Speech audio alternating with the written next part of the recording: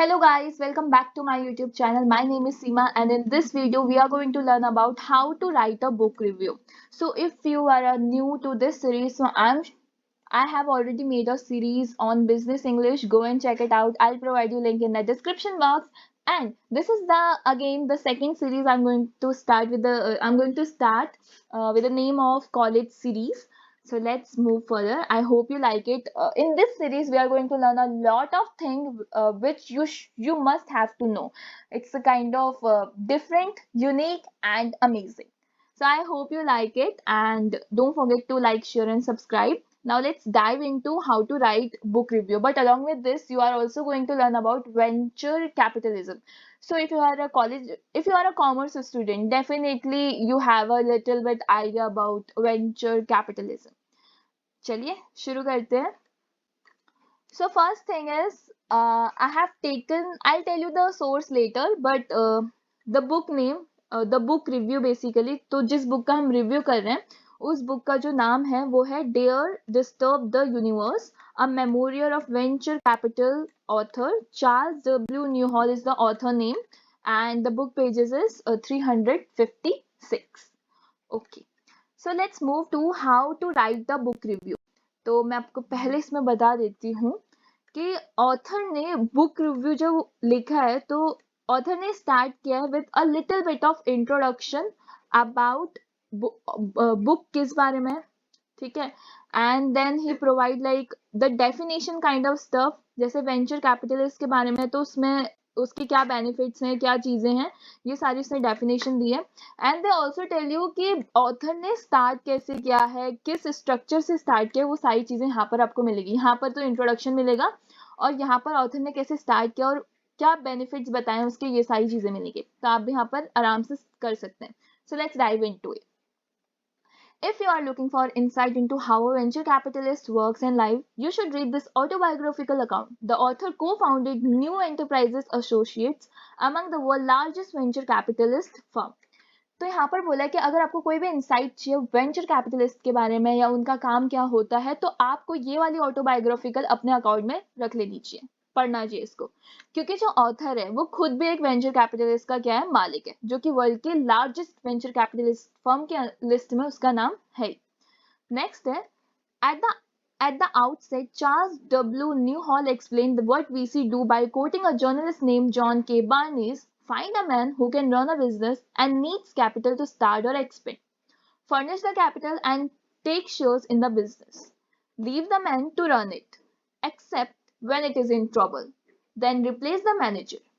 तो बेसिकली यहाँ पर क्या बोला है कि जो बुक की स्टार्टिंग हुई है वो कोटिंग से हुई है जर्नलिस्ट के द्वारा कि आपको क्या करना है वीसी में एक आदमी पकड़ो जो बिजनेस करने में इंटरेस्ट हो और उसको कैपिटल की जरूरत हो. फिर आपको क्या करना है, उसको कैपिटल दे दो, अपने शेयर्स ले लो उस बिजनेस के जिसको आपने फाइनेंस किया. फिर उस आदमी को उसको चलाने के लिए छोड़ दो और आपको तभी मतलब उस पर इंटरफेयर करना होगा जब वो ट्रबल में है, या तो फिर अपने मैनेजर्स के साथ उसको रिप्लेस कर सकते हो खुद का प्रेजेंस, हम बोलते हैं ना on the behalf of this that. तो ऐसा. उसके बाद देखते हैं when the business has grown sufficiently to pay back the money, take it and find another man, a business in need of money, give it to him on the same basis. Similarly आपको आगे भी करना है, जैसे ही वो business अच्छे से चल रहा है तो आपको क्या करना है, दूसरा मैन ढूंढना है बिजनेस में जिसको फिर से मतलब पैसों की जरूरत है और उसको पैसे आपको फाइनेंस करना है और सेम बेसिस पे उससे भी जब उसका बिजनेस चल रहा होगा तो बेसिकली फंडिंग करना है. जैसे अभी होता है ना स्टार्टअप्स में क्या होता है, फंडिंग मिलती है उनको, किस बेसिस पे मिलती है, कुछ क्राइटेरिया होते हैं उस बेसिस पे उनको फंडिंग दी जाती है कि हाँ ये आगे शायद बढ़ सकते हैं, यहाँ से मुझे प्रॉफिट आ सकता है, तो आगे बढ़ते हैं. ये सब ऑथर ने वीसी के बारे में बताया. तो the author added that VC create partnership with entrepreneurs to build pioneering new businesses that profoundly impact society and economy. Not only do they provide startup with funding, they also act as a mentor entrepreneurs, helping them recruit skilled management and director and introducing them to potential customer, investor and service provider, and while sitting on the company's board they provide much needed oversight. अब इसमें हमें explain कर रखा है कि हाँ तो वो सिर्फ बेसिकली ऑथर ये भी बोलता है, उसमें ऑथर ने क्या ऐड किया, तो बुक रिव्यूअर ये भी बताता है कि वीसी सिर्फ एक क्या होता है, वीसी एक पार्टनरशिप क्रिएट करता है इंडिपेंडेंट एंटरप्रेन्योर के साथ, जो क्या करते हैं दोनों मिलके एक नया बिजनेस खड़ा करते हैं जो किसको इम्पैक्ट करता है ग्रेटली, सोसाइटी और इकोनॉमीज को। नॉट ओनली दे डू, बल्कि वो सिर्फ स्टार्टअप में फंडिंग ही नहीं देते बल्कि उनको मेंटरशिप देते हैं, ठीक है, उनको स्किल्ड मैनेजमेंट टीम देते हैं, डायरेक्टर देते हैं, इंट्रोड्यूस कराते हैं उनकी टारगेट ऑडियंस कौन सी है, इन्वेस्टर से मिलाते हैं और सर्विस प्रोवाइडर, ठीक है। ये सारी चीजें किसके अंदर आता है, वीसी के अंदर। And while sitting on the company, तो बेसिकली वो बैठे बैठे कंपनी के बोर्ड में वो सारी जरूरत का सामान उन्हें पहुंचाते हैं जो उनको जरूरत है, ठीक है। Suppose if you are starting a company of bakery, तो बेकरी में जो भी आपके टारगेट कस्टमर है वो आपको वीसी बताएगा, ठीक है। जो भी आपका चीज आपको जरूरत है कि कहाँ से आपको सामान सस्ता मिल सकता है, कहाँ से आपको ये पैकेज सस्ता मिल सकता है, क्या पैकेज होनी चाहिए, कैसे कौन कौन से इसमें आपको मैनेजमेंट वाली टीम लगेगी, ठीक है, ये सारी चीजें कौन बताता है, company board which is VC.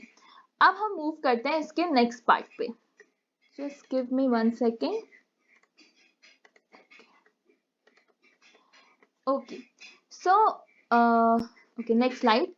तो इसमें क्या होगा, अब देखो, while sitting on the company board they provide much needed side, हमने पढ़ लिया। Next they offer a short history of the venture capitalism. Phoenician, okay, so Phoenician, I don't know, I may be little sound weird क्योंकि Phoenician pronunciation में गलती हो सकती है, तो इसके लिए पहले से ही sorry. So Phoenician syndicate funded explorer and merchant trader to undertake risky voyages all over the ancient world in the pursuit of exceptional profits. अब इसको अच्छे से समझते हैं, फिनिशियन होते कौन है पहले ये समझ लेते हैं।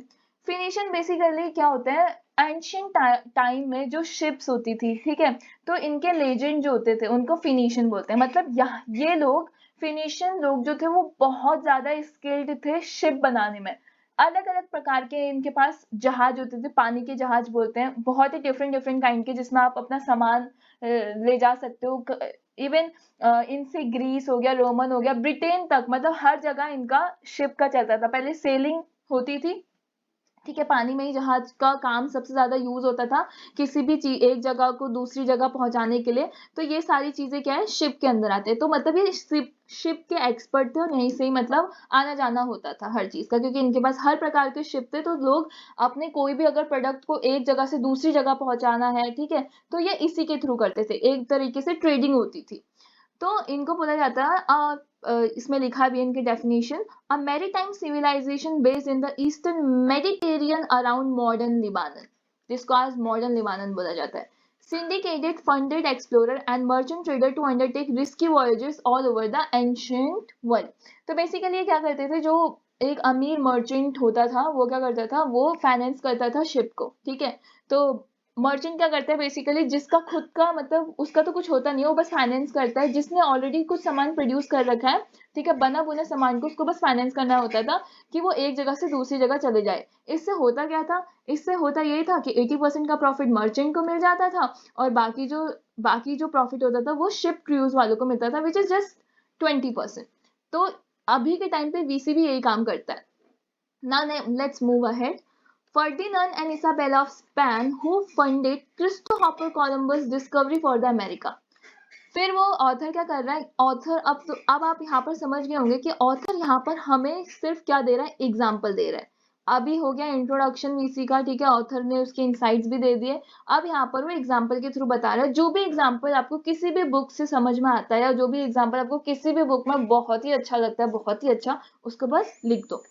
The Venetian merchant who backed Marco Polo exploration of Orient और medieval age के ही ये सब किसके अंदर आएंगे, आपके वीसी के अंदर आएंगे। यहाँ पर एक ब्रिटिश का एग्जांपल भी दे रखा था कि एक मर्चेंट फन करता है, ठीक है, पायरेट शिप जो पिलेज करते हैं ब्रिटिश शिप को, और द इन्वेस्टर वो क्या कर सकते हैं, जैसे पहले हमने वीसी में पढ़ा ही है कि अगर जो जिस बंदे ने फाइनेंस किया है वो अपना एक रिप्रेजेंटेटिव उनके साथ भेज सकता है, ठीक है।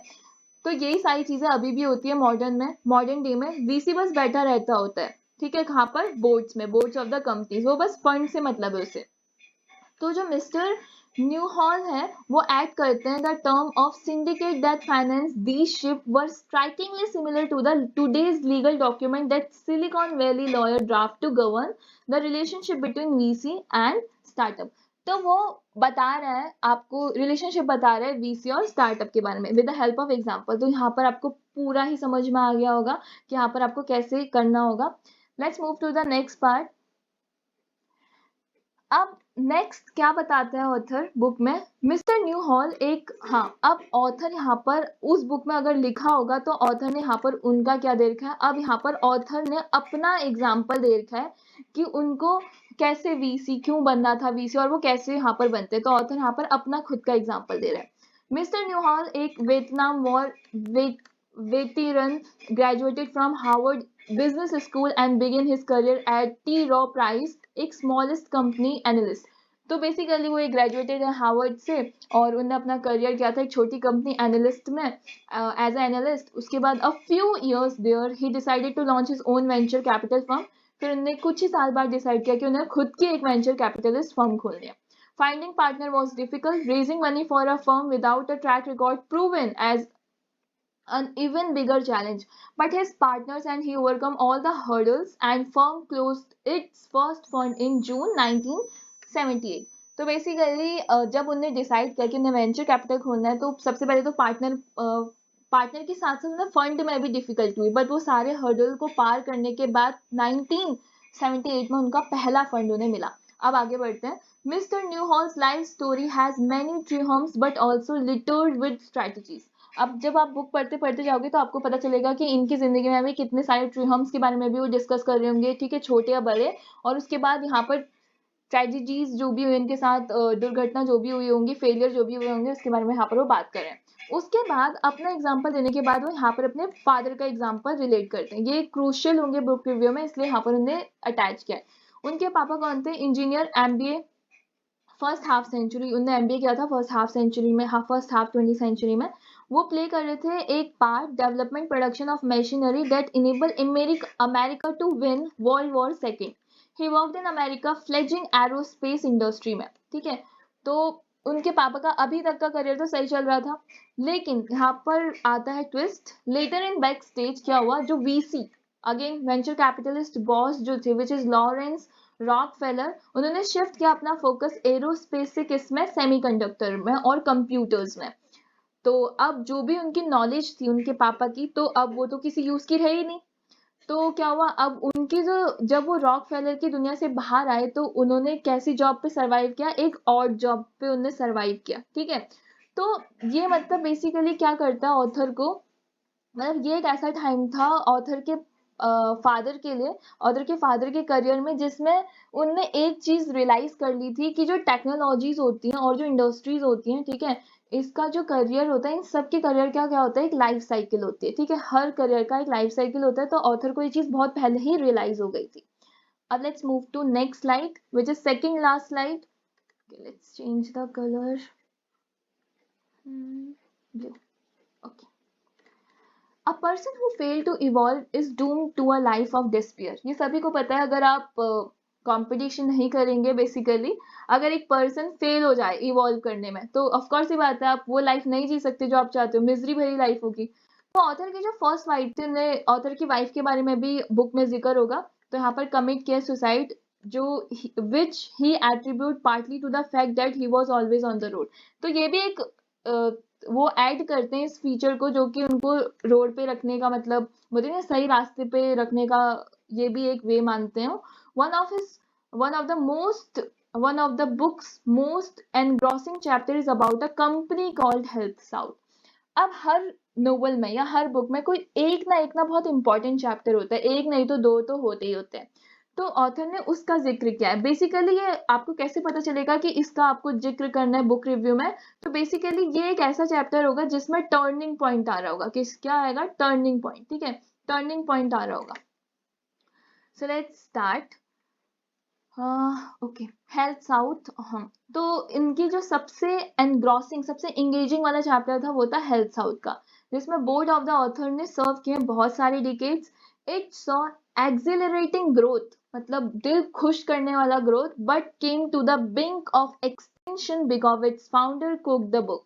और भले इसमें ग्रोथ कितनी भी अच्छी दिखाई गई थी, लेकिन वो भी कहीं ना कहीं खत्म हो गई थी। क्यों खत्म हो गई? वो एक तरीके से ऐसे जोन में आने वाली थी जो कि बिल्कुल खराब हो गया हर चीज।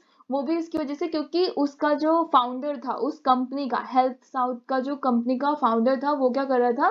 खिचड़ी पका रहा था। So basically we can say alter कर रहा था, गलत इंफॉर्मेशन दे रहा था। अब क्या है देखते हैं। अर्ली 1980s में जो यूएस की government cleared its healthcare budget and reduced the compensation to the hospital। हुआ ये कि रशिया की जो गवर्नमेंट है, ठीक है, सॉरी, यूएस की जो गवर्नमेंट है, उनने क्या क्या कट ऑफ कर दिया अपना हेल्थ केयर का बजट, ठीक है, और इससे क्या हो गया? रिड्यूस हो गया कंपनसेशन जो भी वो पेड करते थे हॉस्पिटल को। Richard स्क्रूशी had insight that a large part of treatment that hospital offer could shifted to the outpatient facility and deliver at a lower cost। अब जो भी मतलब हॉस्पिटल में जो ट्रीटमेंट से जो पैसा आता था, ठीक है, अब वो सारी चीजें कहाँ चली गई? आउट पेशेंट में। जैसे जो छोटे छोटे कैंप लगाते हैं ना, मैं बस एग्जांपल के लिए बता रही हूँ, जैसे छोटे छोटे कैंप लगाते हैं जिसमें पेशेंट ज्यादा देर नहीं रहता, बट उसको चेक करना है, जल्दी छोड़ना है, चेक करना है, जल्दी से उसको रिलीज करना है। तो यही सारी चीजें होती थी आउट पेशेंट फैसिलिटीज का मतलब ये होता है। तो इसमें तो ज्यादा खर्चा आएगा नहीं, जब तक पेशेंट हॉस्पिटल में रहेगा नहीं तो खर्चा कैसा आएगा? तो ही फाउंडेड एम केयर। बेसिकली जो साउथ हेल्थ साउथ जो कंपनी, वो तो बाद में इसका नाम पड़ा, उसका नाम पहले था एम केयर, ठीक है, लेटर उसका नाम पड़ा, ये मैंने बता दिया, इन 1984। एनईए, तो जो कंपनी फॉल्स इंफॉर्मेशन दिखा रही थी, तो वो कंपनी को फाइनेंस किसने किया था? ऑथर ने, ठीक है, वही उनके फाइनेंसियर्स भी थे, और भी जो एनई के अंदर आते हैं उस ऑथर और ऑथर के partners. Health South's success breed hubris in its founder. In 2030, the Federal Bureau of Investigation raided the company, accusing to the overstating of its earning. Scrooge was sacked, but the reputations of all its directors, including the author, were tarred in the ensuring scandal. जो स्क्रूशी था वो तो of course ये बात है, defame हुआ ही हुआ। साथ ही साथ में कौन डिफेम हुआ? ऑथर, क्योंकि उन्होंने फाइनेंस किया था। तो जो भी जिन्होंने भी फाइनेंस किया था वो भी स्कैंडल के अंदर आ गए थे, ठीक है, क्या? किस जुल्म में? ओवरस्टेट करने के लिए, अर्निंग को ओवरस्टेट करने के लिए। इंस्टेड ऑफ क्विटिंग, तो ऑथर ने क्विट करने के बदले, the author stuck to his board seat and helped bring in new management that resuscitated the company. This account of the high and lows of life of preeminent VC has lessons for those contemplating a career in the industry।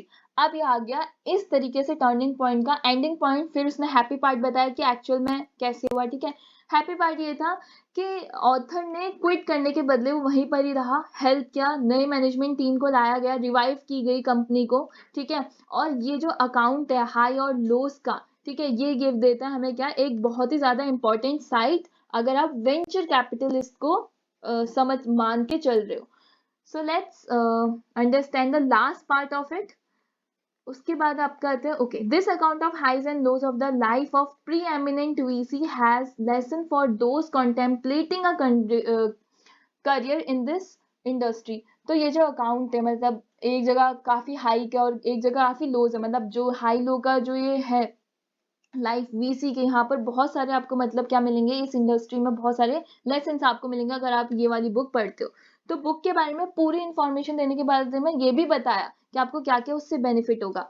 While the reward are astronomical, जबकि आप अगर देखोगे कि venture capitalist में हमने देखा ही था कि रिवॉर्ड कितने का था? 80% का था, ठीक है, और एस्ट्रोनॉमिकल है, लेकिन it also exacts a toll on family health, sometime reputation।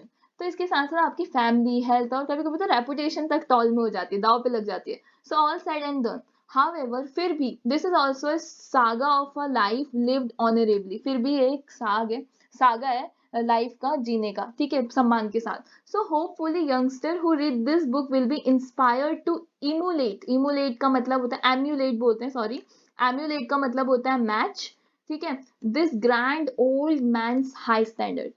तो ऑथर बोलता है कि फिर भी जो यंगस्टर्स हैं जो पढ़ेंगे इस बुक को, मे बी वो क्या करे? इंस्पायर हो, ठीक है, मैच कर सके इन ग्रैंड ओल्ड मैन के हाई स्टैंडर्ड्स को। सो बेसिकली यहाँ पर हमारी वीडियो आती है एंड पे, और ये जो मैंने सोर्स लिया था ये न्यूज़पेपर से लिया था। वहाँ पर एक टाइटल था high and low of life as a VC. Book review किया है संजय कुमार सिंह ने। तो अब आगे बढ़ते हैं हम अपने नेक्स्ट पार्ट की तरफ, which is thank you for watching, and if you like these kind of videos, please like, share and subscribe, and let me know if you enjoy the video, and please don't forget to press bell icon so that every time I upload any new video you will get notification instantly. Thank you so much for the watching.